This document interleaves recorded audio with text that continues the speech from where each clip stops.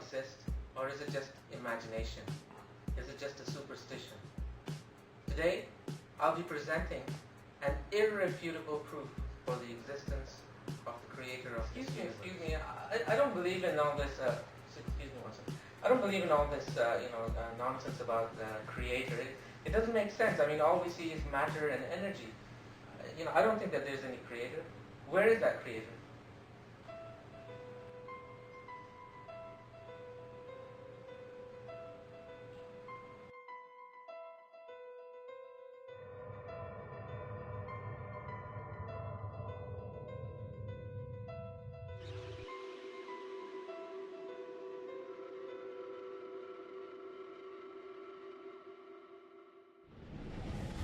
Well, I'm going to answer this gentleman's question with proof for the existence of a creator. And this is a new proof that has not been discussed before. The issue is that from nothing, nothing comes. If you have nothing, then there will be nothing.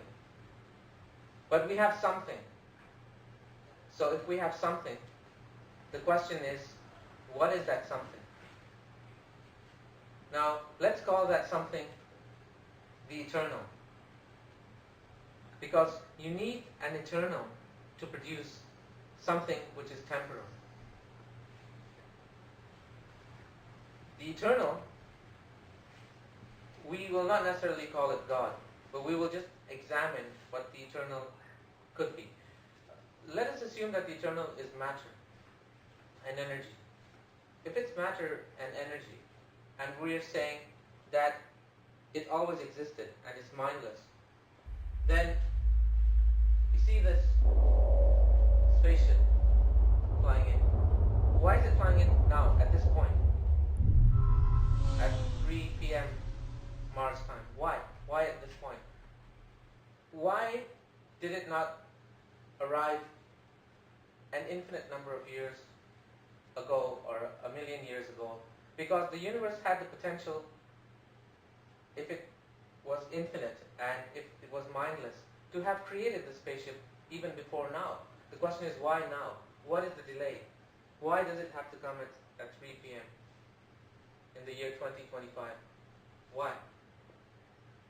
You see, if there's a delay, it means that there must be an intention. And if there's an intention, it means that there must be a consciousness. And if there's a consciousness, it means there must be a creator. So this proves that there must be a creator to the universe. But let's take it further and show that this universe had to have a beginning and a stop point. And we'll do this by considering the following. I'm here on Mars and I came from Earth. But if the Earth was an infinite distance away, I wouldn't be here. The very fact that I'm here means that the Earth is at a certain point. Let's call that the stop point. Let's put a stop sign on the Earth. So I come from the Earth and I'm here. But if it was an infinite distance away, I would not be able to be here, would I? And if I cannot be here, I cannot even go back home because it's an infinite distance away. So for me to be here, there has to be a stop point. Similarly, when we're dealing with the whole universe, the very fact that I am here right now, all the molecules and everything that produced, my code, my cell, everything, they must have had a stop point in the past. Because if they didn't have a stop point, there would be an infinite regress. And if there's an infinite regress, then I wouldn't be here. So it means that there must be a stop point. And if there's a stop point, it means that there must be a conscious entity that creates that stop point. Not mindless energy. Because a mindless energy cannot initiate a process. Because if we say that the mindless energy initiated the process, then it means that there was a process before the process, and a process before that process, and so on and so forth, and we end up with an infinite regress, and we end up eliminating the stop point, and if we eliminate the stop point, then it can't be here. So there has to be a stop point. So to recap, there are two reasons why the creator must exist. One is, from nothing, nothing comes. There is something, so there has to be something. and this is something we call it the eternal. It has to be that which is conscious, because only a conscious thing can create things at a certain point. If it was mindless, then the universe should have been able to create it before, because it had the potentiality. It was there for an infinite period. If we suppose that mind and energy existed for an infinite period, then it should have been able to create, events even before this time. And because it didn't, it created it. Because things happen at a certain point in time, it means that there was a conscious delay. If there's a conscious delay, it means there's an intention behind that. And if there's an intention behind that, there must be an intelligence. The second point is that the very fact that I'm here means that there must have been a stop point in the past. And if there's a stop point in the past, then it must have been created by something which is conscious. So these two proofs, we call them the relatiological. We call it the relatiological proof for the existence of God, or the sesamatic proof for the existence of God.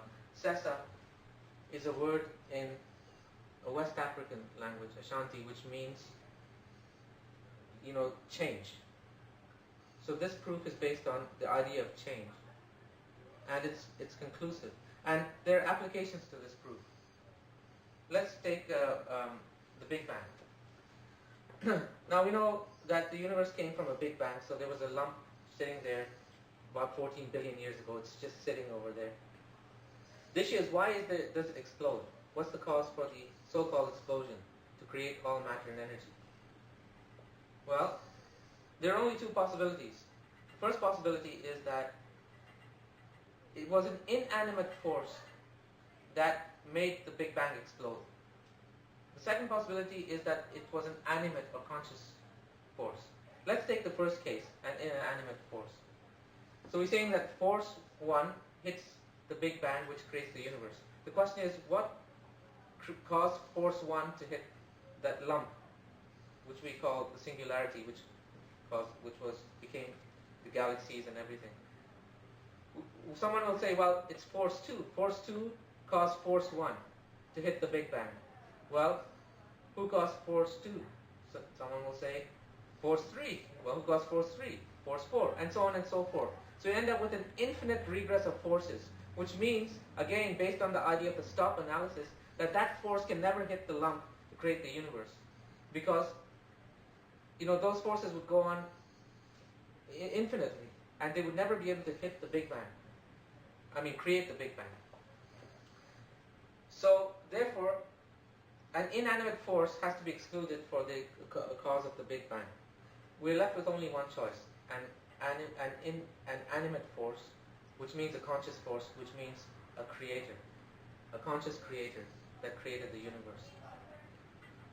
So there are other applications of this proof, as for example the cyclical universe. Some people say that this universe is a cyclical universe, so there's Big Bang, Big Crunch, Big Bang, Big Crunch, and so on and so forth. Well, if that's the case, we end up with the same problem of infinite regress, because it means that there would be an infinite number of cycles. And if there are an infinite number of cycles, there's no stop point, and therefore we would not be here in this Big Bang. So therefore it means that the number of Big Bangs and Big Crunches must be finite. For example, if there's 6 Big Bangs and Big Crunches, then maybe we could be in this universe. We could be the 6th Big Bang, Big Crunch. But why are we assuming 6? Using Occam's razor, which means that do not assume plurality without necessity. To me, it makes sense that this is the only universe that began with a Big Bang. So here we have applications of the stop argument. So I hope that this series of arguments has been able to show you that proof for the existence of God is logical, and it's rational, and it's conclusive. And in later series, we'll talk about the design argument, a revised design argument, which we call the teleological argument. So until next time, see you.